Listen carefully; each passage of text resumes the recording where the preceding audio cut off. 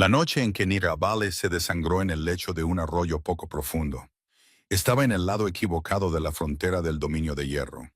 Llevaba los colores de un hombre muerto sobre una herida que su propio alfa le había infligido. Esa noche, la bestia en su interior abrió un ojo por primera vez en 23 años y decidió que no estaba lista para morir. Ella aún no lo sabía. No sabía nada de eso.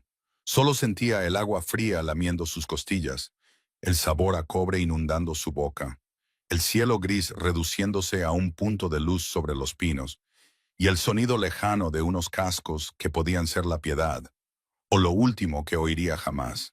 Lo que no sabía era que el jinete que bajaba por la cresta era el mismo monstruo del que su clan le había advertido. Se lo decían desde que era lo bastante pequeña para sentarse en las rodillas de su abuela. Y que él sería la primera persona en su vida en mirarle a la garganta y ver a una persona en lugar de un objeto útil. La noche en que Nirabale se desangró en un arroyo, ya estaba siendo cazada por una profecía. Y la profecía, resultó, montaba un caballo negro y respondía al nombre de Caín. Horas antes, había estado agazapada entre los arbustos al borde de una escaramuza que no debería haber ocurrido. Las líneas del dominio de hierro deberían haberse roto. Su alfa, MacDrin, había prometido que se romperían. Se había subido al tocón 2 noches antes, con la luz del fuego calentando su mandíbula. Le había dicho al clan de la frontera que al día siguiente harían sangrar al ejército del rey humano, que los senderos seguros que sus abuelas habían recorrido durante generaciones se tragarían entera a la columna del dominio de hierro. En cambio, la columna había bajado por un sendero que ningún forastero debería haber conocido. Flanquearon a los corredores del clan y los abrieron en canal como si fueran trigo. Naira, lo suficientemente pequeña para ser olvidada y silenciosa para ser subestimada, se había deslizado entre los árboles. Buscaba un mejor ángulo para su cuerno de exploradora. Y allí, bajo una lona sujeta con piedras de río, había encontrado el escondite. Bolsas de cuero engrasado, mapas con los senderos de su abuela, dibujados con una caligrafía que no conocía, un recuento de monedas acuñadas en el dominio de hierro, un anillo de sello presionado en cera que reconoció como un niño reconoce la voz de su padre en la oscuridad, el anillo de Mac, la escritura de Mac, los senderos de Mac vendidos. Ni siquiera había levantado la cabeza antes de que su sombra cayera sobre ella. Él había sonreído como le sonrió cuando ella tenía 7 años y él le enseñó a poner una trampa. Había dicho su nombre con dulzura, pequeña Naira, pequeña exploradora, y entonces su cuchillo apareció entre ellos como un viejo amigo. Ella sintió la punta antes de sentir la traición, porque su cuerpo todavía era más lento que su corazón. Había oído el cuerno del dominio de hierro en la distancia. Había oído a Mac gruñir y lanzarse a un lado como si recibiera un golpe destinado a ella. Esa fue la parte que más tarde le daría más asco, porque él había practicado ese movimiento. Había ensayado la historia. La hoja se hundió bajo sus costillas y se retorció al salir.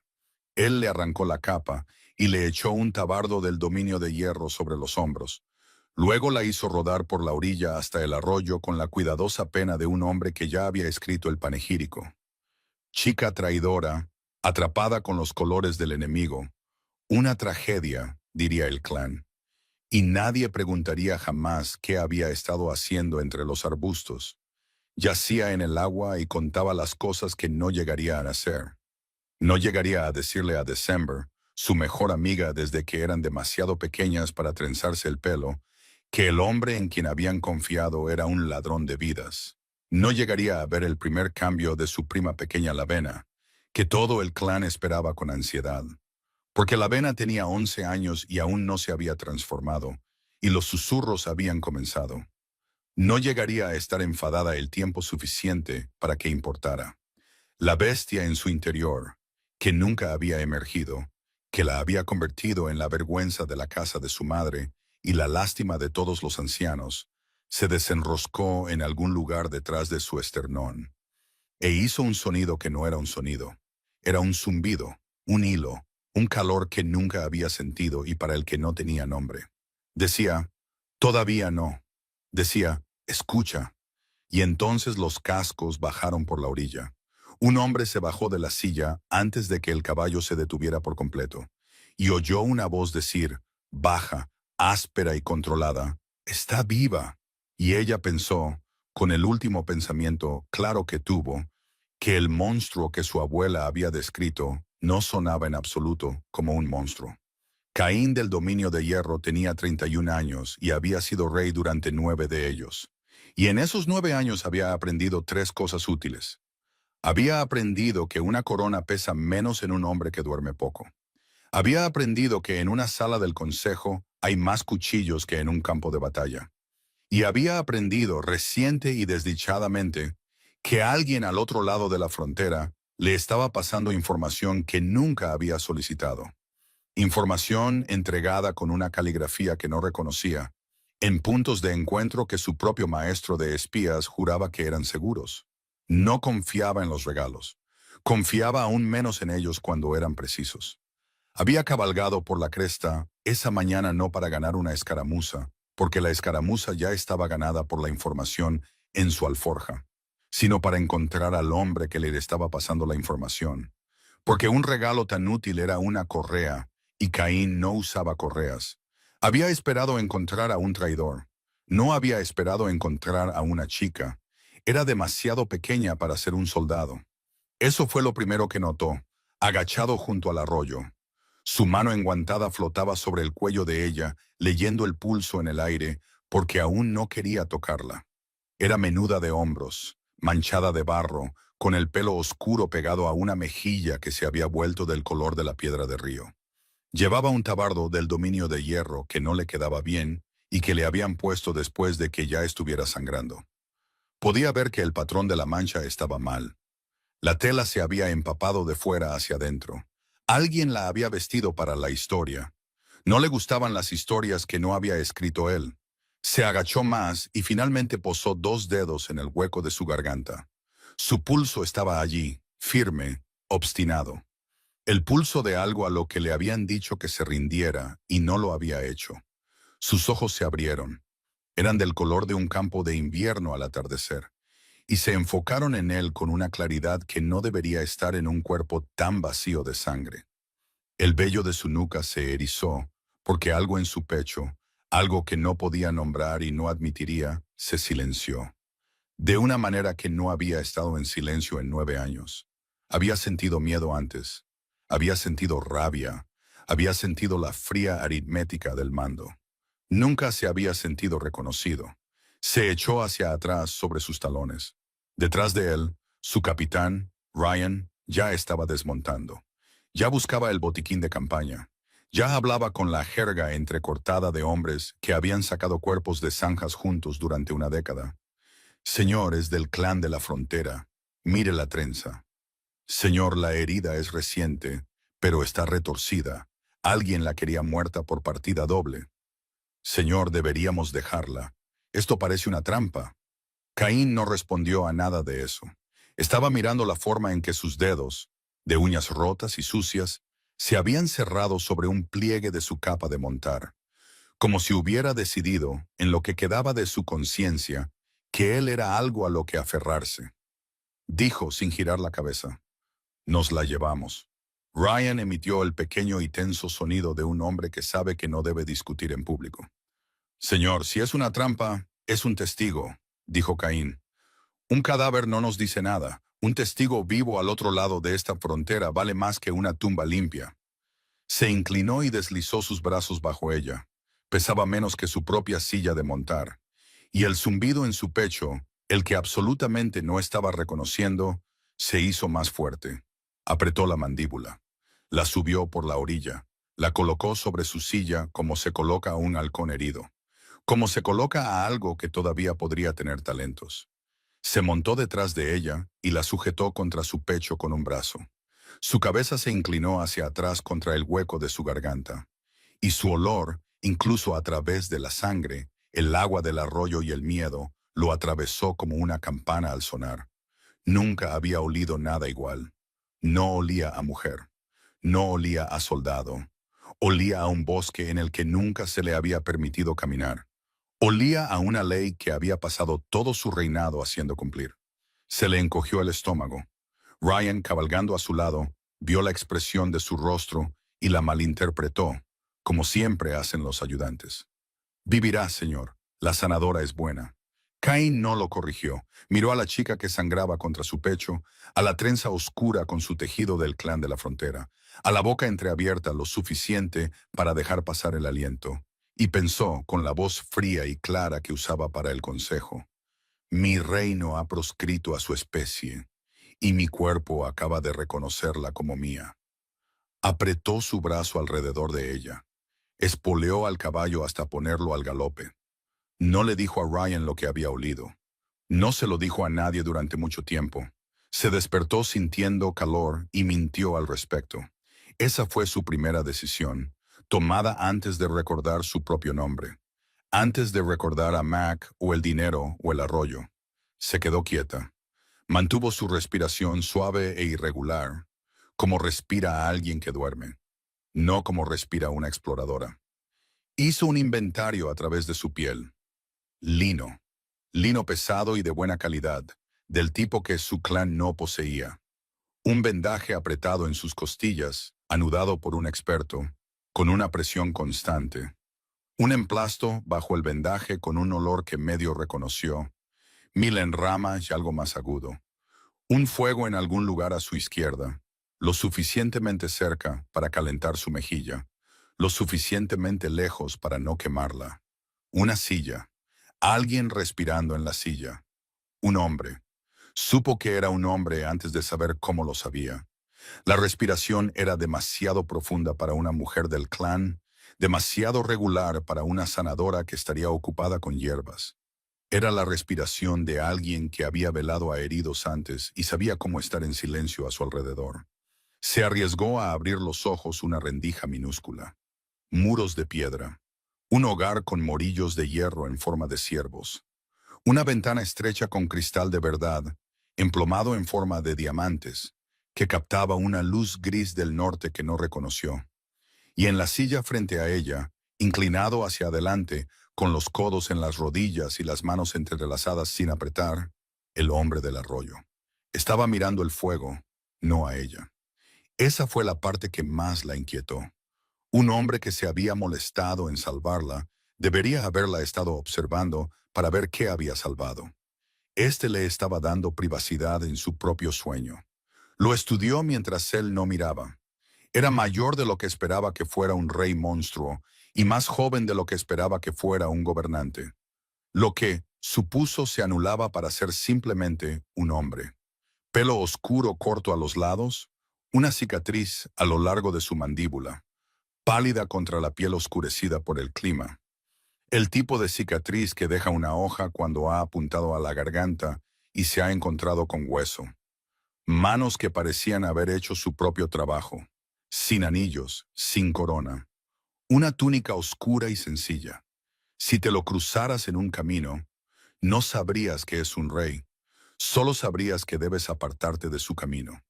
El zumbido en su pecho, esa cosa extraña y nueva que se había abierto mientras moría, se revolvió como un perro que reconoce a su persona, y casi jadeó en voz alta. Atrapó el sonido tras sus dientes. ¿Qué? Pensó furiosamente hacia el zumbido. ¿Qué eres? El zumbido no respondió con palabras, respondió con calor. Dijo, él. Dijo, mío. Dijo, finalmente. Cerró los ojos de nuevo muy rápido. Necesitaba pensar, necesitaba entender qué le había pasado a su cuerpo mientras dormía. Porque algo había pasado, algo más que un cuchillo en un arroyo. Había un peso detrás de su esternón que no estaba allí antes. Un segundo pulso, más lento que el suyo, justo detrás de su corazón. Un segundo par de oídos escuchando. Había oído a los ancianos describirlo solo una vez, en una lección susurrada que no se suponía que escuchara. Fue cuando Lavina cumplió 11 años sin transformarse, y las abuelas debatieron si la niña estaba maldita o simplemente era tardía. Habían dicho, la bestia despierta o no despierta. Habían dicho, si despierta tarde, despierta hambrienta. Habían dicho, Y a veces despierta porque finalmente ha encontrado una razón. Una razón. Pensó en la mano de Mac sobre el cuchillo. Pensó en la sonrisa que le había dedicado mientras lo retorcía. Pensó, sí, tengo una razón. Y el segundo pulso detrás de su corazón dio un latido lento y satisfecho. El hombre en la silla habló sin girar la cabeza. Llevas despierta 4 minutos, dijo. Respiras diferente cuando finges. Sus ojos se abrieron de golpe. No pudo evitarlo. Él finalmente la miró. La luz del fuego cubría la mitad de su rostro, y sus ojos eran del color de la pizarra húmeda. Y no parecía sorprendido de que hubiera despertado ni contento de que estuviera viva. Parecía un hombre cuadrando un libro de cuentas. Estás en Fuerte de Hierro, dijo. En la fortaleza, no en el pueblo. Has estado inconsciente un día y una noche. La hoja no alcanzó la arteria por el grosor de un hilo. La sanadora dice que te recuperarás si no haces ninguna estupidez en la próxima semana. Mi nombre es Caín. Soy el rey del dominio de hierro. Soy el hombre a cuyos soldados tu alfa estaba vendiendo. Y soy el hombre en cuya cresta tu alfa intentó dejar tu cuerpo. Tengo preguntas. Hizo una pausa. Y tú, dijo más bajo, tienes una elección. Ella tragó saliva. Su garganta era arena. El zumbido detrás de su esternón estaba ronroneando. De hecho, ronroneando. Cosa traidora. Hizo su voz tan firme como pudo. ¿Cuál es la elección?, dijo. Él se reclinó en la silla. Sus manos se relajaron en los brazos de ésta. Por un segundo pareció casi cansado. «Puedes decirme lo que viste en ese escondite», dijo, «y te daré refugio dentro de estos muros hasta que el asunto se resuelva. O puedes no decirme nada, y te pondré de nuevo en la frontera con un caballo fresco y raciones para un día. Y lo que te suceda después no es asunto mío. No torturo, no coacciono, tampoco alimento bocas que no me alimentan». La observó. Esos son los términos. Ella lo pensó. Pensó en December, a quien ya le habrían dicho que Naira había muerto con los colores del enemigo. Pensó en Lavina, de 11 años y sin transformarse, creciendo en un clan gobernado por un hombre que vendía senderos. Pensó en los soldados de a pie que habían entrado en ese barranco porque su alfa les había prometido seguridad y se había embolsado el dinero de sus traidores. Pensó en el segundo pulso detrás de su esternón, ronroneando por un hombre al que su abuela había llamado monstruo. Abrió la boca. Dijo, «Acepto el refugio, pero tengo una contrapropuesta». Su ceja apenas se movió. «Adelante». «Te daré mi testimonio», dijo, «y mi nombre en pergamino y cada sendero que sé que Mac vendió. A cambio, no marcharás contra mi clan. Atrapa a Mac. Atrapa al consejo que lo sabía. Deja en paz a los soldados de a pie, a las abuelas y a los niños. Los que él vendió merecen justicia, no aniquilación». Lo miró a los ojos. «Esos son mis términos». El rey del dominio de hierro la miró durante un largo momento. El fuego crepitó. En algún lugar del pasillo se cerró una puerta. Finalmente, dijo, muy bajo, «De acuerdo». Y el zumbido detrás de su esternón hizo algo que se sintió absurdamente como una reverencia. No confiaban el uno en el otro. Ese era el trato, y lo cumplieron. Y esa fue, perversamente, la única razón por la que lo que había entre ellos creció. Nira se quedó en el ala de la sanadora durante 8 días. Y en esos 8 días, Caín vino a la puerta cada mañana a la misma hora, y cada tarde a la misma hora. Y no volvió a sentarse en la silla. Se quedó de pie, hacía preguntas precisas. Escribía él mismo las respuestas en pergamino con una letra tan pulcra que parecía impresa. No preguntó sobre las costumbres de su clan. No preguntó sobre su familia. No preguntó por qué una exploradora de su tamaño había sido enviada sola al frente. Preguntó sobre senderos, fechas, peso de las monedas, impresiones de sellos, el color de la cera, el número de bolsas, la redacción del recuento. Estaba construyendo un caso. Ella lo vio construirlo. Empezó, a regañadientes, a respetar la arquitectura. Al cuarto día, la sanadora, una mujer robusta llamada Sydney, con el pelo de color de flor y antebrazos de panadera, Le dijo que podía caminar por el jardín interior si lo hacía despacio. Nira lo hizo despacio. Lo hizo tan despacio que tuvo tiempo de notar que el jardín estaba amurallado por los cuatro costados, que la puerta del extremo sur estaba vigilada, que el guardia no la miraba con el odio abierto que ella esperaba, sino con una especie de neutralidad curiosa, como si fuera un caballo de una raza de la que había oído hablar, pero que nunca había visto. Lo hizo tan despacio que se fijó en el niño. Tenía unos 7 años. Tenía una mata de pelo negro y un palo que usaba como espada. Estaba sentado en un banco bajo de piedra fingiendo estar herido, agarrándose el costado teatralmente y gritando, «¡Estoy muerto! ¡Estoy muerto!». A nadie en particular. Él la vio. Dejó de estar muerto. La miró con unos enormes ojos grises que eran, se dio cuenta con una sacudida, los ojos de Caín en miniatura. Y dijo, «Tú eres la chica del arroyo». Ella dejó de caminar. «¿Lo soy?», dijo. «Padre dijo que no debemos molestarte», dijo el niño gravemente. «Dice que eres una invitada, y a los invitados no se les debe fastidiar». «No estoy fastidiando, solo estoy preguntando». Se mordió el interior de la mejilla para no sonreír. «¿Cómo te llamas?», dijo. «Maxton», dijo el niño. «Tengo 7 años. Voy a ser rey algún día, pero no pronto, porque padre dice que aún no ha terminado». «¿Cómo te llamas tú?». «Nira». Lo consideró. «Es un buen nombre», decidió. «Suena como una campana». Se sentó en el banco junto a él porque sus costillas empezaban a protestar por el paseo. Y Maxton, con la confianza instantánea de los niños pequeños a los que aún no se les ha enseñado la sospecha, se apoyó en su costado como si se conocieran de años. El zumbido en su pecho, que había estado silencioso toda la mañana, se despertó y vibró con algo que no era la cosa de pareja de antes. Algo más suave, casi maternal. Miró la cabeza oscura apoyada en su brazo y pensó, «Oh, oh, no». No se suponía que se encariñara. Era una testigo, era un trato. Iba a dar su testimonio y luego se iría a algún lugar lejos de aquí y se convertiría en alguien nuevo, porque no podía volver al clan y no podía quedarse en un reino que había proscrito lo que ella se estaba convirtiendo. Ciertamente no se suponía que se sentara en un jardín amurallado con el aire del dominio de hierro, calentando sus costillas como una piedra de hogar. Maxton, ajeno a todo, empezó a contarle sobre su pony, que se llamaba Biscuit, y sobre los sentimientos de Biscuit, que aparentemente eran complejos. Caín los encontró así. Lo sintió antes de verlo. El zumbido detrás de su esternón dio su ya familiar sacudida traicionera, y ella levantó la vista. Él estaba de pie en la puerta del jardín, con una mano enguantada en el pestillo, y una expresión en su rostro que no pudo leer. No estaba enfadado, no estaba complacido. Era algo más silencioso que cualquiera de las dos cosas.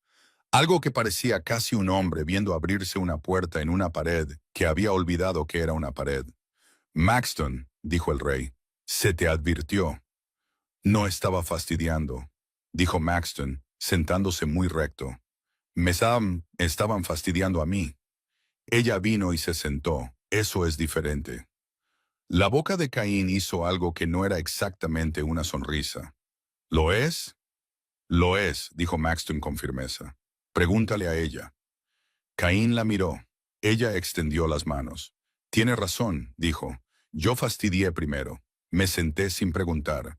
Creo que el castigo correcto es que escuche el resto de los sentimientos del pony». La boca de Caín hizo de nuevo esa cosa que no era una sonrisa, y el zumbido detrás de su esternón casi cantó. Entró en el jardín, se sentó, tras una visible discusión interna, en el extremo opuesto del banco, dejando una cuidadosa distancia de un brazo de piedra entre ellos. Maxton, emocionado, empezó la historia del pony desde el principio para el beneficio de su padre. Nira observó a Caín escuchar. Observó cómo la dura línea de su mandíbula se suavizaba por su hijo. Lo observó hacerle a Biscuit preguntas apropiadas con el mismo tono exacto que había usado esa mañana para preguntarle sobre los sellos de cera. Pensó, «Este hombre no sabe hacer nada a medias». Pensó, «Este hombre ha estado solo». Pensó peligrosamente, podría gustarme. Y porque era una exploradora y una superviviente y no una tonta, también pensó. Y eso es un problema, porque cuando descubra lo que soy, tendrá que elegir entre su corona y su trato, y yo no seré lo que elija. Maxton terminó la historia del pony. Anunció que iba a buscar a Biscuit para entregarle los cumplidos que Nera le había hecho. Salió corriendo por el jardín con la carrera específica que desafía la gravedad de un niño pequeño. Y entonces solo quedaron ellos dos en el banco, con una cuidadosa distancia de un brazo de piedra y un zumbido que no se callaba. Caín miró el espacio entre ellos. Dijo, sin mirarla. Su madre murió cuando él tenía 4 años. Ella esperó. Él no continuó durante un rato. El dominio de hierro, dijo al fin, es un lugar más frío de lo que debería ser para un niño. Lo intento, no es suficiente. Te digo esto porque has sido amable con él en el lapso de un paseo por el jardín. Y la amabilidad con mi hijo compra más de lo que cualquier testimonio jamás lo hará. Te digo esto para que entiendas que ahora estoy en deuda contigo de una manera que no está en el pergamino. Ella tragó saliva. El zumbido era muy fuerte. Dijo en voz baja, es fácil ser amable con él. Caín finalmente la miró. Dijo, resulta que tú también lo eres. Se levantó antes de que ella pudiera responder. Inclinó la cabeza, la más pequeña reverencia formal del tipo que un rey hace a un peticionario que respeta. Salió del jardín. Ella se quedó sentada en el banco con la mano apretada contra sus costillas sobre el vendaje, y pensó, oh, esto va a ser muy malo. Y el zumbido inútilmente estuvo de acuerdo. La primera vez que casi se transformó, estaba sola en el cuarto de baño, y pensó, por un segundo ciego y de pánico, que estaba muriendo de nuevo. Sucedió sin previo aviso. Se estaba sumergiendo en la bañera de cobre, viendo el vapor subir de la superficie, cuando un sonido del pasillo, la bota de un hombre golpeando la piedra con un ritmo que medio reconoció, desencadenó algo bajo su piel. Le picaron las yemas de los dedos. Miró hacia abajo y observó, con un desapego que parecía como ver la mano de otra persona, cómo sus uñas se engrosaban, oscurecían y alargaban una falange entera en el lapso de 2 respiraciones. Le dolían los dientes, sentía la columna vertebral demasiado larga para su cuerpo. El zumbido en su pecho, que había sido un ronroneo durante días, gruñó. Se tapó la boca con ambas manos. Se hundió en el agua hasta la barbilla. Pensó, para, a la cosa que había dentro de ella. Y la cosa dentro de ella, para su asombro, escuchó. Las garras se retrajeron. El dolor en su mandíbula se alivió. Su columna vertebral volvió a la forma que había tenido toda su vida. Se sentó en el agua que se enfriaba y tembló. Le habían dicho toda su vida que estaba rota porque la bestia no había llegado. Le habían dicho, en susurros y con miradas de lástima y en la mano de Max sobre su hombro, que era defectuosa, que era inferior, que tenía suerte de que el clan la tolerara. Pequeña Nera, pequeña exploradora, pequeña cosa vacía. Y todo el tiempo la bestia había estado en ella, durmiendo, esperando una razón. Pensó en lo que su abuela había dicho una vez, en voz baja, cuando no había nadie más en la habitación. Algunos de nosotros despertamos tarde, pequeña. Algunos despertamos porque el mundo finalmente nos muestra sus dientes. No te avergüences de ser una de esas. El mundo le había mostrado sus dientes, los dientes de Mac específicamente, y su cuchillo. Apoyó la frente en sus rodillas y lloró una vez, con fuerza, del tipo de llanto que es casi una risa, porque ha tardado mucho en llegar. Luego se lavó. Luego salió de la bañera. Luego se envolvió en el lino que los sirvientes habían dejado, y se paró frente al pequeño espejo, y le dijo a su reflejo, muy bajo, nadie aquí puede saberlo, ni la sanadora, ni el niño, ni el rey, especialmente no el rey. Lo decía en serio. Lo dijo en serio durante los siguientes 3 días. Mantuvo las manos en las mangas. Mantuvo su temperamento suave como una piedra de río. Comió la carne que le enviaban y se dijo a sí misma que era solo carne, no lo que su nuevo segundo estómago quería, que era cazar. Caminó por el jardín e hizo reír a Maxton y no dejó que sus uñas se alargaran, ni siquiera cuando él la abrazó demasiado fuerte contra sus costillas en curación, y algo dentro de ella se encendió con rabia protectora por un moratón que él ni siquiera le había hecho a propósito. Fue cuidadosa. Pensó, brillantemente cuidadosa. Caín se dio cuenta al cuarto día. Por supuesto que sí. Estaban en la pequeña sala del consejo, que no era la gran sala del consejo porque la gran sala del consejo estaba llena de hombres que se habrían opuesto a la presencia de una chica del clan de la frontera al codo del rey. En la pequeña sala del consejo solo estaban Caín, su maestra de espías, una mujer llamada Coralie con el pelo del color de la ceniza y una boca que no se movía cuando sonreía, y una larga mesa cubierta de mapas. Naira estaba explicando a Coralie el tercer sendero del barranco, el que Mac había vendido 2 veces, cuando Caín, al otro lado de la mesa, dijo con suavidad, «Tu mano». Ella se congeló, miró hacia abajo. Su mano izquierda, apoyada en el mapa, se había vuelto con garras sin su permiso. No del todo, solo los dedos índice y medio, solo media falange. Lo suficiente para que las puntas presionaran el pergamino sobre la marca del inicio del sendero. Cerró la mano en un puño y la puso en su regazo debajo de la mesa. Coralie, que ciertamente lo había visto, no dijo nada y no escribió nada y mantuvo su rostro tan liso como un estanque helado. Caín miró a Naira a través de los mapas durante un largo momento. Dijo, «Coralie, déjanos». Coralie se fue. Cerró la puerta tras ella con un clic tan suave que fue casi amable. Naira se sentó muy quieta. Su corazón latía tan fuerte que estaba segura de que el zumbido detrás de su esternón haría vibrar la mesa. Caín no se movió de su asiento. No buscó un arma. No llamó a un guardia. Cruzó las manos sobre el mapa, sobre el sendero que ella acababa de venderle de vuelta, y dijo, «¿Cuánto tiempo hace que lo sabes?» «No lo sabía», dijo ella. Su voz era más firme de lo que esperaba. «Lo juro, no lo sabía. El clan me dijo que nací sin ella. Les creí toda mi vida. Despertó en el arroyo cuando estaba muriendo. He estado intentando», dijo y odió cómo su voz tembló en la palabra intentando, que no se note. Él no respondió durante mucho tiempo. Afuera, a lo lejos, un cuerno anunció el cambio de guardia. Cuando volvió a hablar, su voz era muy baja y ella no pudo decir si era la voz de un rey o la voz de un hombre. «¿Sabes lo que mi ley dice sobre los de tu especie?», dijo. «Lo sé. Sé lo que mi abuelo le hizo al último cambiante que entró en esta fortaleza. He oído canciones sobre ellos, sí, sí». Miró sus manos cruzadas. El silencio se alargó. Podía oír, absurdamente, un pájaro fuera de la ventana. Cuando levantó la vista de nuevo, sus ojos eran del color de la pizarra húmeda de siempre. Pero algo detrás de ellos había cambiado. Como una puerta cambia cuando una corriente de aire finalmente la mueve. «Escribí esa ley», dijo, «a los 19 años en una habitación llena de hombres que acababan de enterrar a mi padre. Mi padre fue asesinado por un mercenario cambiante a sueldo de una casa rival. Escribí la ley porque tenía 19 años y estaba de luto y pensé que una ley podría mantenerme a salvo.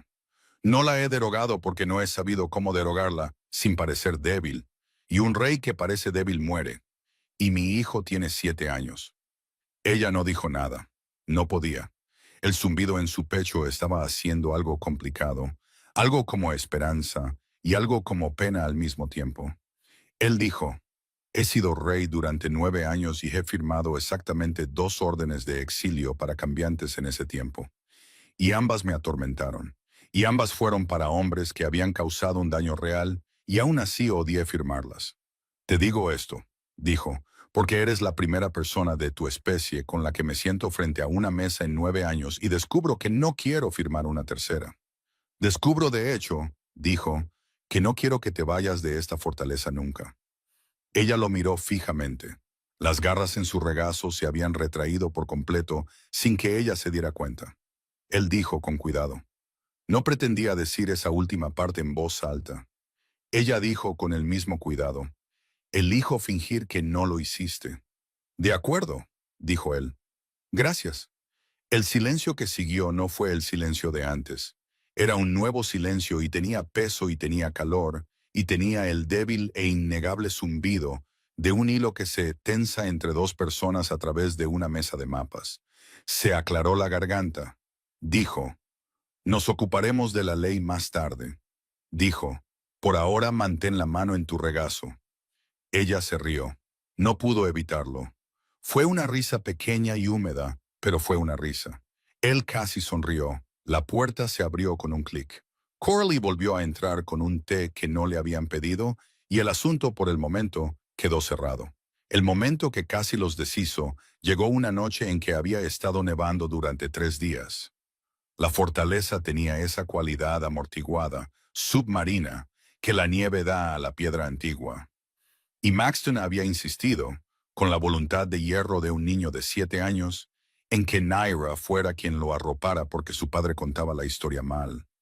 Caín, hay que reconocerlo, había aceptado este insulto con gracia. Naira le había leído a Maxton una historia sobre un zorro que burló a un oso.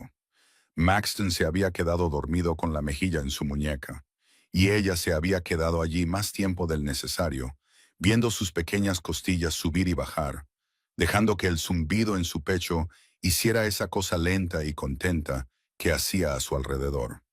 Cuando finalmente liberó su muñeca y se levantó, Caín estaba en el umbral.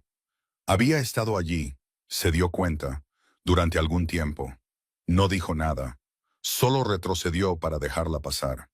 Y luego, como el pasillo era estrecho, terminaron caminando a lo largo de él uno al lado del otro, sus hombros casi rozándose, sus botas silenciosas sobre las alfombras.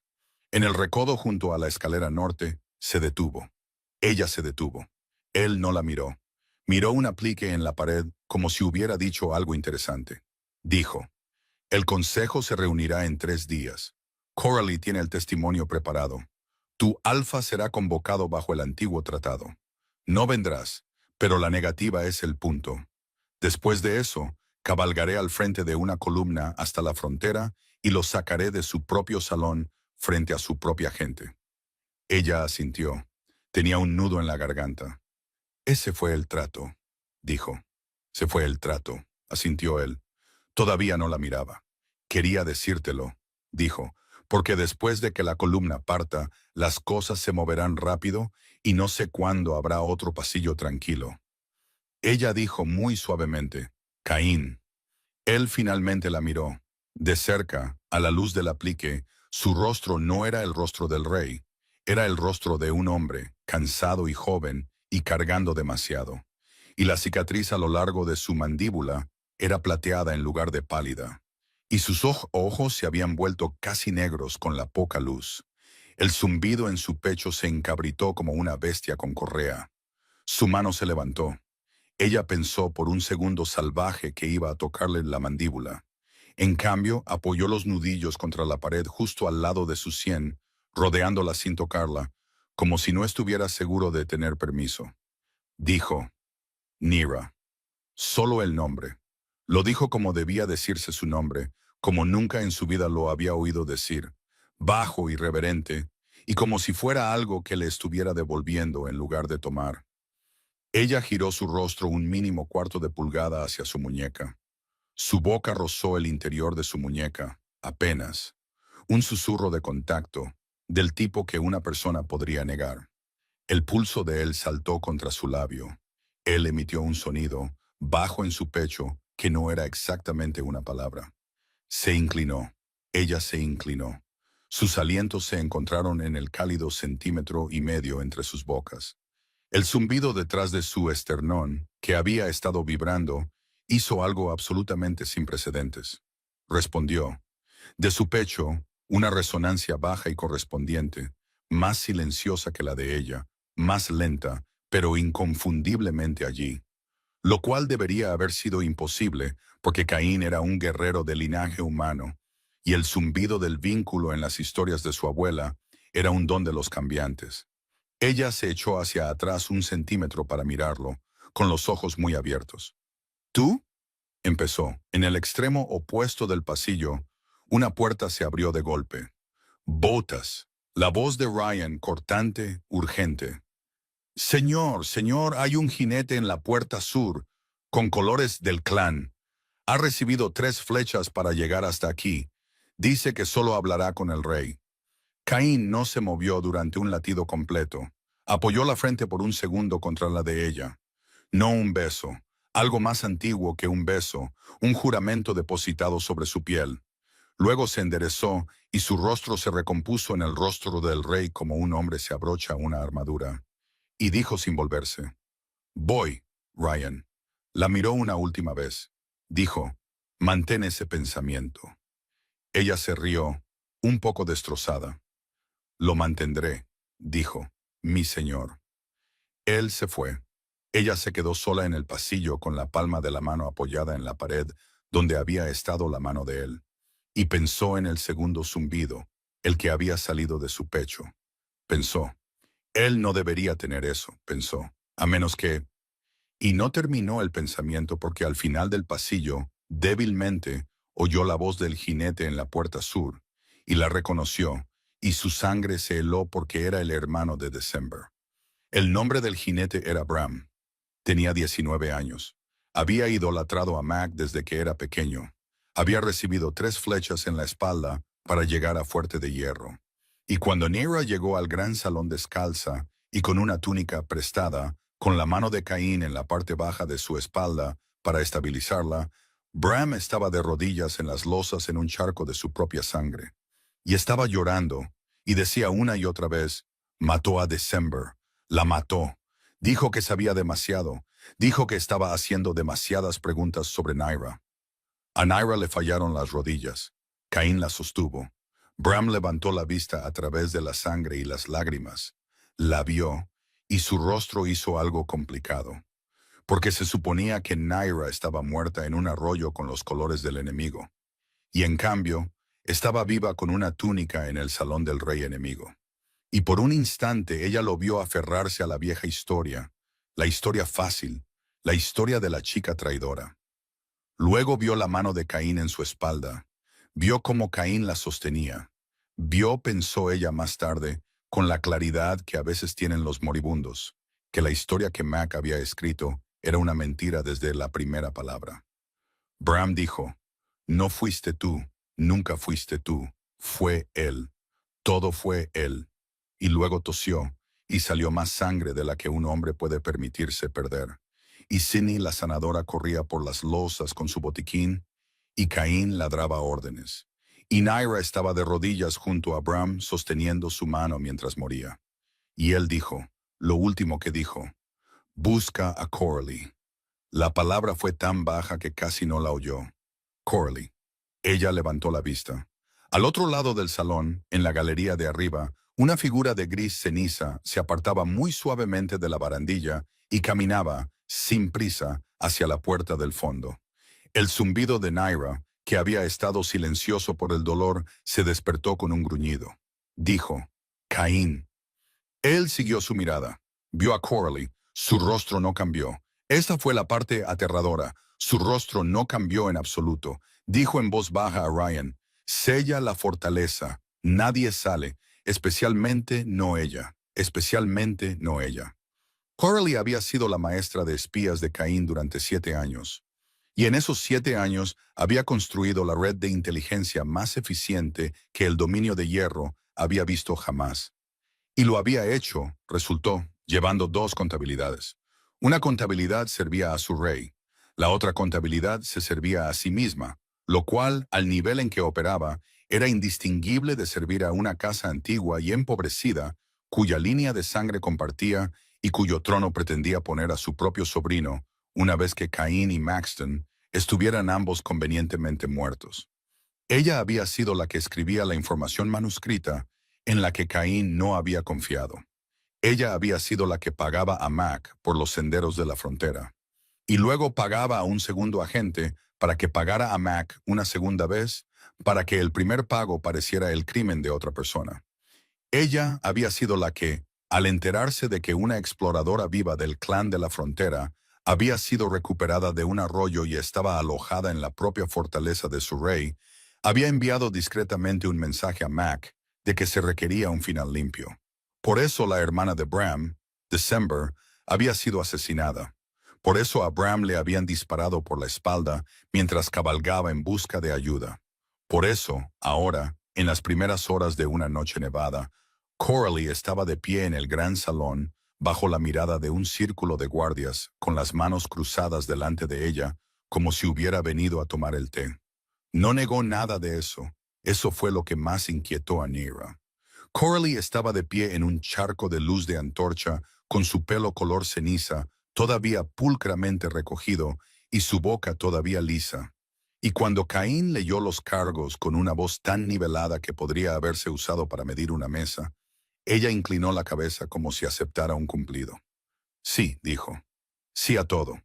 Me gustaría que el registro fuera preciso. Giró la cabeza ligeramente hacia Neera, que estaba de pie al hombro izquierdo de Caín, con un vestido apropiado ahora, con el pelo trenzado al estilo del clan de la frontera, porque había decidido en algún momento, entre la muerte de Bram y este momento, que había terminado de ocultar cualquier parte de sí misma en esta fortaleza. Coralie le dijo a Neera, quiero que entiendas que nada de esto fue por ti. No se suponía que sobrevivieras al arroyo. Que sobrevivieras al arroyo fue un inconveniente. Que te convirtieras en la confidente del rey fue un segundo inconveniente. Que te convirtieras, dijo, con el más mínimo levantamiento de una ceja, en lo que sea que te estés convirtiendo para él fue un tercero. He hecho las paces con los inconvenientes. Neera dijo, Bram tenía 19 años. Coralie dijo, Bram era una palanca. Lo dijo como un carpintero diría, eso era un clavo. Caín, al lado de Neera, no se movió. Dijo, Coralie, ¿dónde está tu sobrino ahora? Coralie sonrió. Por primera vez, su boca se movió cuando sonrió. Fue una sonrisa pequeña, cansada, casi cariñosa, y no estaba dirigida a Caín. Estaba dirigida más allá de él, a la galería. Más cerca de lo que cree, señor, dijo. Neera lo sintió medio segundo antes de que sucediera. El zumbido detrás de su esternón, que había sido pena y rabia a partes iguales, chilló. Se giró.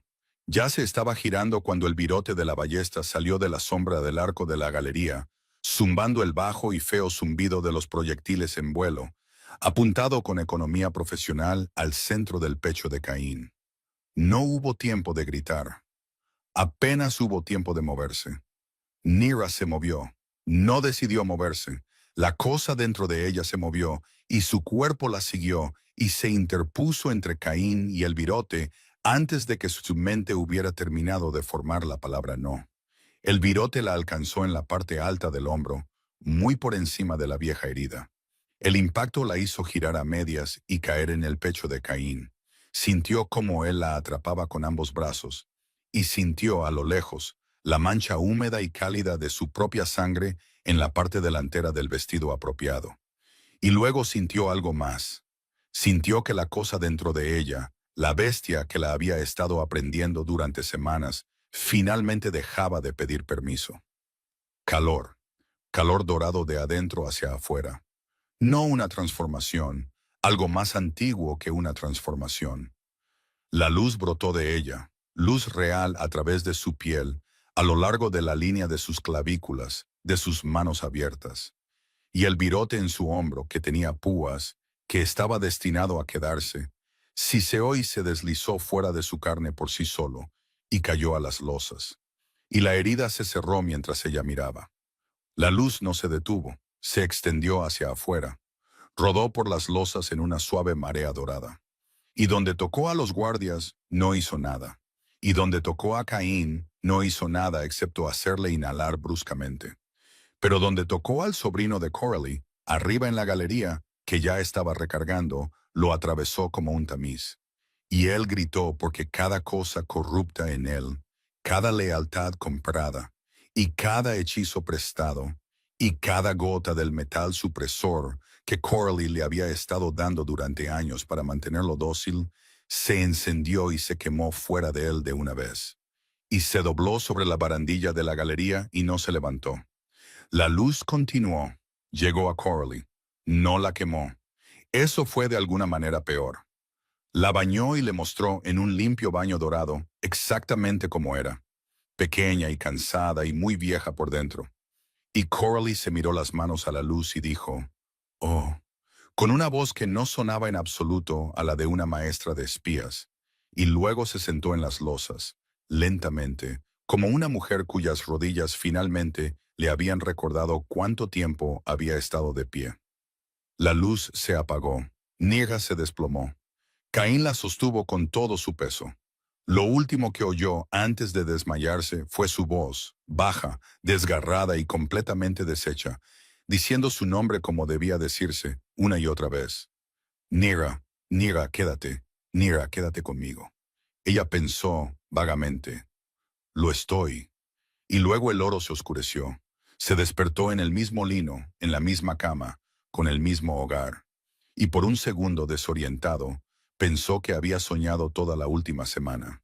Luego giró la cabeza y vio a Caín dormido en la silla junto a la cama, su cabeza inclinada hacia atrás, su garganta expuesta, una de sus manos envuelta alrededor de la de ella sobre la colcha. Y lo recordó todo. Se quedó muy quieta y lo miró. El fuego se había consumido. Alguien había puesto una manta sobre sus hombros, lo que significaba que Sidney había estado allí, lo que significaba que Sidney también había decidido no despertarlo. Había una mancha de sangre seca en el lado de su cuello que no era suya, era de ella. Todavía no había dejado que nadie se la limpiara. Dijo, en voz baja, «Caín». Él estaba despierto antes de la segunda sílaba. Se incorporó tan rápido que la manta se deslizó de sus hombros. Su mano libre se levantó y flotó sobre su mejilla sin aterrizar, como lo había hecho en el pasillo, como si todavía no estuviera seguro de tener permiso. Ella atrapó su mano y la presionó plana contra su propia mejilla. Dijo, «¿Tienes permiso?». Él emitió un sonido que no era ni una risa ni un sollozo, y presionó su frente contra sus manos unidas, y ella sintió su aliento temblar contra sus nudillos. Y ninguno de los dos habló durante mucho tiempo. Cuando pudo hablar, dijo contra su muñeca, «No se suponía que recibieras ese virote». Ella dijo, «Era la única que podía». Él dijo, «Lo sé, es el problema». Levantó la cabeza. Sus ojos estaban rojos. «He pasado 9 años», dijo, «convirtiéndome en el hombre que se pone al frente. No he sabido, en esos 9 años, cómo ser el hombre que está detrás. Voy a tener que aprender. Voy a ser malo en ello. Te lo digo ahora para que puedas prepararte». Ella sonrió. Se sintió acuoso. «Seré paciente», dijo, «con tu aprendizaje». «Bien», dijo él. Giró su rostro hacia la palma de ella. Besó el centro. Ese fue el principio, el primer beso. El primer beso no fue en la boca, fuese en la palma de su mano, que era exactamente el tipo de hombre que era. Levantó la cabeza de nuevo. Dijo, «El consejo se reunió al amanecer. Coralie ha dado una confesión completa. Su sobrino está muerto. Mac está encadenado en su propio salón, porque cuando la columna cabalgó, el clan de la frontera abrió las puertas ellos mismos. La madre de Bram las abrió. Salió con la llave, se la entregó a Ryan y dijo, «Llévenselo». Mató a mi hija y vendió a mi hijo. Llévenselo. Naira cerró los ojos. Dejó escapar 2 lágrimas. No emitió ningún sonido. Caín esperó. Cuando abrió los ojos, él dijo, «Una cosa más». «Sí, la ley». Ella contuvo la respiración. Él dijo, «La derogé esta mañana. No le pregunté al consejo. No debatí. La derogé. Asumiré cualquier debilidad que la corte decida que eso me hace. Descubro», dijo con un fantasma de sonrisa, «que ya no me importa». Ella dijo, «Caín». Él dijo, «Además». Pareció por un segundo un hombre asustado. Además, sentí algo en el pasillo antes de que viniera Ryan. En mi pecho. Se tocó su propio esternón. Un zumbido, un hilo. No tengo las palabras. No debería haber podido sentir eso.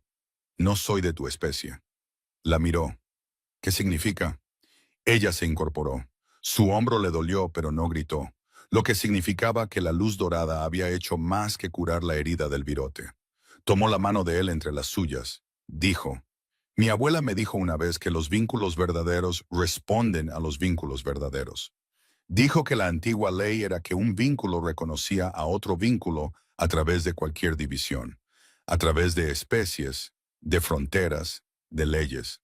Dijo que el zumbido en el pecho era la forma de la bestia de conocer a los suyos. Me contó esa historia cuando tenía 8 años. Pensé que era una fábula que les contaba a los niños malditos para que nos sintiéramos menos rotos. Lo miró a los ojos. Creo, dijo, que no era una fábula. Él dijo en voz baja, ¿estás diciendo que yo? Ella dijo, estoy diciendo que seas lo que seas, eres mío. Y sea lo que sea yo, soy tuya. Y la cosa en mi pecho y la cosa en tu pecho ya han decidido, y no nos preguntaron a ninguno de los dos. Él se rió. Fue una risa real, baja, áspera y que le salió por sorpresa. Dijo, criaturas arrogantes. Ella dijo, totalmente. Él se inclinó. Hizo una pausa como siempre lo hacía, la escrupulosa pausa cortés de un hombre que había sido criado para preguntar. Dijo, ¿puedo? Ella dijo, sí. Y el primer beso en la boca no se pareció en nada a los de las historias. Fue lento, y sabía a té y a sal, y no fue interrumpido porque el cuerno y la campana y la puerta del mundo estaban, por una vez, guardando silencio. Cuando se apartó, dijo contra su boca, «Cásate conmigo». Ella dijo contra su boca, «Con el tiempo». Él dijo, «Nira». Ella dijo, «Caín, mi hombro lleva curado exactamente 1 hora. No me voy a prometer con un vestido ensangrentado. Pregúntamelo de nuevo en el jardín». Él dijo muy seriamente, «Anotado».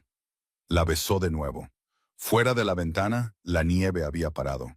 En algún lugar del pasillo, un niño pequeño gritaba algo sobre un pony. La ceremonia de reclamación, cuando llegó, fue tranquila porque Naira se había negado a un espectáculo. Y Caín, que había pasado 9 años realizando espectáculos, había aceptado con algo cercano al alivio. Estaban en el jardín interior, no en el gran salón, porque el jardín interior era donde se habían sentado por primera vez en un banco con un niño de 7 años entre ellos. Y ninguno de los dos se había recuperado del todo de ese banco. La primavera había llegado al dominio de hierro a su renuente manera norteña, lo que significaba que los azafranes finalmente habían dejado de fingir estar muertos. Y la base del muro del jardín estaba verde. Sidney estaba a la izquierda de Nira con un vestido del color de la mantequilla, llorando en un pañuelo que seguía afirmando que era para su nariz. Ryan estaba a la derecha de Caín con un uniforme limpio, con una expresión que sugería que había hecho una apuesta consigo mismo en algún momento del último mes y la había perdido alegremente. Maxton estaba entre ellos, sosteniendo la caja de madera con los anillos, muy gravemente, asomándose de vez en cuando para asegurarse de que los anillos seguían siendo anillos. La madre de Bram, Alsha, que había tardado una luna llena en bajar de la frontera, pero había venido, estaba a la derecha de Naira, en el lugar que ocuparía una madre. Porque la propia madre de Nira se había negado a responder la carta, y Alsha, al saberlo, simplemente se había puesto su capa de viaje. La anciana oradora del vínculo, una mujer de un clan a 3 valles al este, cuyo rostro era un mapa de arrugas, pronunció las palabras. Las pronunció en la lengua antigua, que ni Caín ni la mayoría de los nobles del dominio de hierro reunidos entendían. Y luego las pronunció de nuevo en la lengua común, porque Naira había insistido, porque estaba harta de ritos que nadie entendía. Dijo, un vínculo es un hilo entre 2 almas. Dijo, es más antiguo que cualquier ley y cualquier frontera y cualquier sospecha. Dijo, no puede ser fingido y no puede ser forzado. Dijo, Nira del clan del velo, ¿tomas a este hombre de linaje humano sabiendo que tu bestia ya lo ha reclamado? Neira dijo, sí, acepto. Dijo Nimue, Caín del dominio de hierro, ¿tomas a esta mujer del linaje de los cambiantes, sabiendo que tu corazón ya ha aceptado? Caín dijo, sí, acepto. La oradora del vínculo dijo, entonces que el vínculo sea atestiguado. La ceremonia requería la marca de reclamación. Era la parte que había puesto nerviosa a Nira porque nunca había mordido a nadie en su vida. Y porque sus dientes ahora tenían la costumbre de ser más de lo que habían sido. Y porque no estaba del todo segura de cuánto sabría lo que estaba haciendo cuando llegara el momento. No debería haberse preocupado. El zumbido detrás de su esternón, que había estado armonizando silenciosamente con el zumbido detrás del de Caín toda la mañana, tomó la decisión suavemente de sus manos. Se puso de puntillas. Él inclinó la cabeza. Ella colocó su boca en el lugar donde su cuello se unía a su hombro. Dejó que sus dientes se alargaran un poco, lo justo. Puso la marca. No le dolió. Ella supo, a través del vínculo, que no le dolió porque su respiración se relajó en lugar de contenerse. Se apartó. La marca estaba allí, pequeña y precisa, 2 medias lunas sobre el pulso. Se volvería plateada en una semana. Estaría allí por el resto de su vida. Él la miró, dijo en voz baja, «Mi turno». Ella inclinó la cabeza, esperaba dientes. Él usó su boca, puso un beso en el lugar correspondiente de su cuello, largo, lento y reverente. Y luego, con el más mínimo roce de sus propios dientes humanos ordinarios, hizo su marca, que no era la marca de un cambiante en absoluto, sino la de un hombre. La oradora del vínculo emitió un pequeño sonido de sorpresa, que fue lo más parecido a una risa que Naira había oído hacer a una anciana en una ceremonia. Dijo, la antigua ley, acepta lo que el vínculo acepta. Dijo, así queda atestiguado. Maxton, que había estado vibrando por el esfuerzo de quedarse quieto, dio un paso adelante y presentó la caja de madera. Naira deslizó un simple anillo de hierro en el dedo de Caín. Caín deslizó un simple anillo de hierro en el dedo de Naira porque ella había rechazado el oro. Se giraron para mirar al jardín. Se escuchó un vitoreo que era principalmente de Ryan, Sidney y Alsha, y de muchos soldados a los que se les había dicho discretamente que se les permitía vitorear, y de Maxton, que vitoreó más fuerte porque había estado practicando. Después hubo pan y hubo vino y hubo una larga mesa en el gran salón con señores del dominio de hierro en un extremo y abuelas del clan de la frontera en el otro, y todos siendo dolorosamente educados en el medio. Y luego alguien, probablemente Ryan, sacó un violín y la dolorosa cortesía se disolvió, porque resultó que los antiguos bailes del dominio de hierro y los antiguos bailes del clan del velo eran sospechosamente los mismos bailes. Lo que hizo que Alsha riera tan fuerte que lloró e hizo que los señores fingieran que lo habían sabido todo el tiempo. Naira bailó con Caín primero. Bailó con Maxton segundo, quien le pisó los pies a propósito porque pensó que era divertido. Bailó con Ryan tercero, que era un bailarín terrible, y se disculpó todo el tiempo. Bailó con Alsha cuarto y Alsha la abrazó muy fuerte al final del baile y le dijo al oído, «Él habría estado orgulloso de ti», refiriéndose a Bram. Y Naira dijo, «Murió por mí, Alsha». Y Alsha dijo, «No, pequeña, murió por la verdad, y tú eres simplemente cómo se veía la verdad». Cuando el violinista finalmente bajó el ritmo, Caín volvió a su lado y ella tomó su mano. Se escabulleron del salón antes de que alguien pudiera hacer un brindis, porque Naira había decidido durante el segundo baile que ya había dado suficiente de este día a otras personas. Subieron juntos la escalera norte.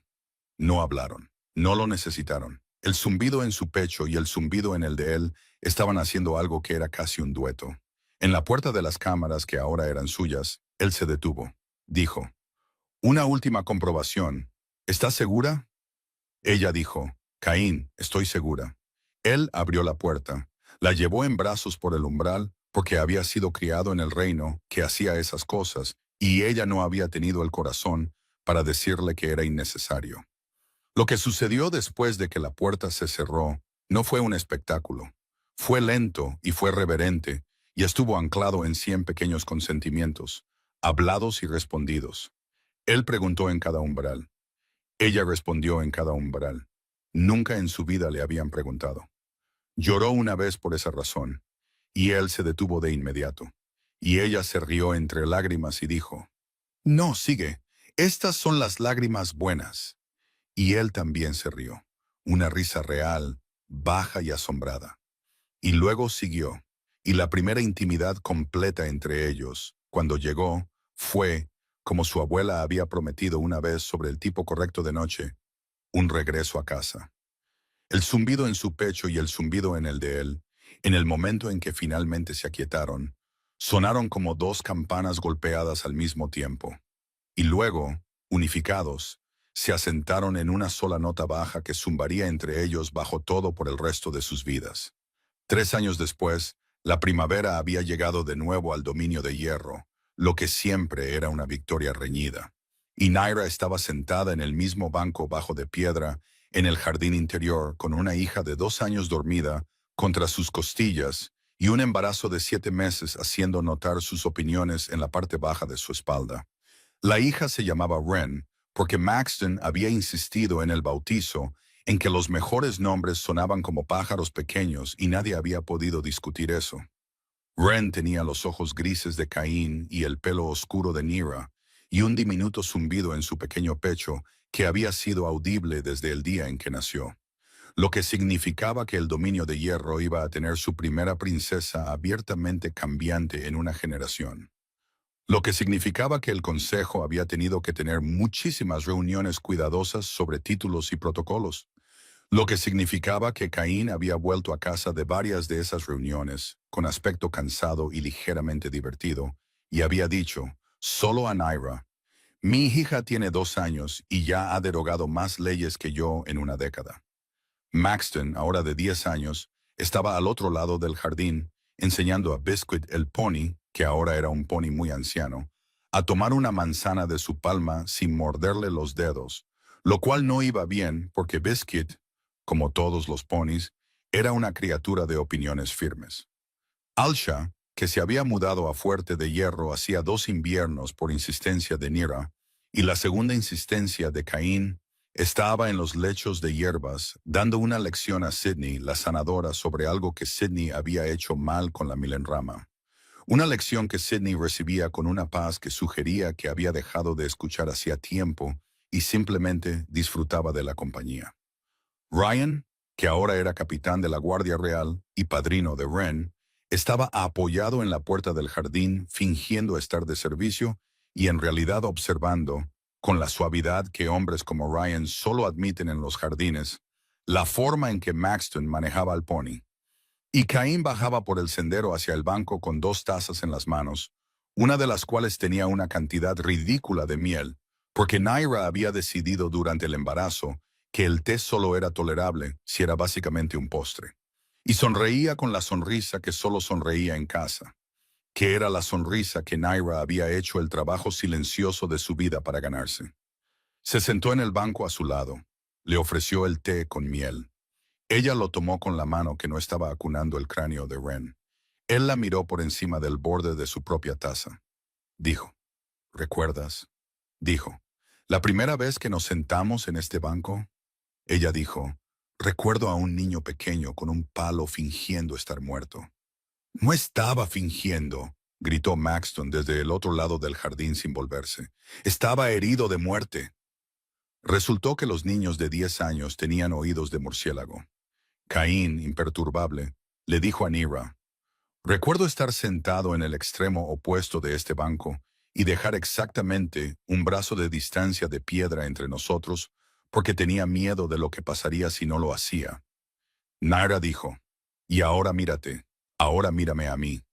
Él asintió, dejó su taza en el banco, se estiró y posó la palma de la mano muy suavemente sobre la curva de su vientre, sobre el segundo hijo que había estado pateando toda la mañana y eligió ese momento, con un aparente don para el drama heredado, para patear fuerte contra su mano. Caín se rió, dijo, este va a ser un problema. Ella dijo, este se va a llamar como mi abuela. Y mi abuela era un problema. Así que, sí. Él dijo, ¿cómo se llamaba otra vez? Ella dijo, December. Él dijo, December. Lo probó en su boca, asintió. December será. Luego la miró y sus ojos se habían puesto serios de la manera en que lo hacían cuando estaba a punto de decir algo que había estado guardando. Y ella esperó porque había aprendido en 3 años de matrimonio que a Caín no le gustaba que lo apuraran con las cosas que importaban. Él dijo, quería decírtelo. Firmé lo último esta mañana. La enmienda de la frontera. La cláusula de herencia de la línea cambiante. La que el Consejo ha estado combatiendo durante 18 meses. Está hecho. Es ley. Wren heredará limpiamente, También este, y cualquier otro. Hizo una pausa. Y también cualquier otro niño cambiante en el dominio de hierro, por cierto. No lo habría hecho si solo hubiera sido por los nuestros. Ella dijo, Caín. Él dijo, lo sé, quería que lo supieras antes de la campana. La campana iba a sonar al mediodía para anunciar la firma. Tenía quizás 4 minutos. Dejó su taza. Sentó a Ren muy suavemente en la curva de su brazo porque Ren era una dormilona empedernida y una campeona de las siestas y de hecho podía dormir a través de una campana y una coronación. Tomó el rostro de Caín entre sus manos. Lo besó lentamente en la boca en el jardín interior, a la luz del día frente a Maxton y Ryan, y Alsha y Sidney, y el pony anciano, y nadie fingió no ver, porque después de 3 años todos habían renunciado a fingir. Cuando se apartó, sus ojos estaban húmedos. Él dijo en voz baja, «Gracias». Ella dijo, «¿Por qué?». Él dijo, «Por no morir en ese arroyo». Ella dijo, «Caín, yo sí morí en ese arroyo. La chica que se acostó en esa agua no es la mujer que se levantó. Esa chica pensaba que estaba rota. Esa chica pensaba que su propio alfa la amaba. Esa chica pensaba que tu reino estaba lleno de monstruos. Esa chica tuvo que morir, mi amor, para que ésta se sentara en este banco». Él dijo contra su frente, «Entonces, gracias por nacer de nuevo». A lo lejos, la campana comenzó a sonar. Ren contra su pecho no se despertó. Maxton al otro lado del jardín vitoreó. El pony, ofendido, se comió la manzana entera. El zumbido en su pecho y el zumbido en el de él se elevaron juntos para encontrarse con la campana, se asentaron y se quedaron. Así que, esa fue la historia. La chica que el alfa intentó enterrar en un arroyo. El rey que se suponía que era un monstruo. La bestia que despertó porque finalmente tuvo una razón. Y la ley que cayó porque un hombre finalmente tuvo una razón para seguirla. Si has llegado hasta aquí conmigo, me encantaría saber qué te ha parecido esta historia. En una escala del 1 al 10, ¿qué tal te ha llegado? Deja tu número en los comentarios. Dime qué escena te impactó más. ¿El arroyo? ¿El banco del jardín? ¿El virote en el gran salón? ¿O el té con miel al final? Y si quieres más historias como esta, largas, a fuego lento, con heroínas que despiertan luchando y reyes que aprenden a estar detrás de ellas, adelante, suscríbete al canal para que la próxima te encuentre. Nos vemos en la próxima historia.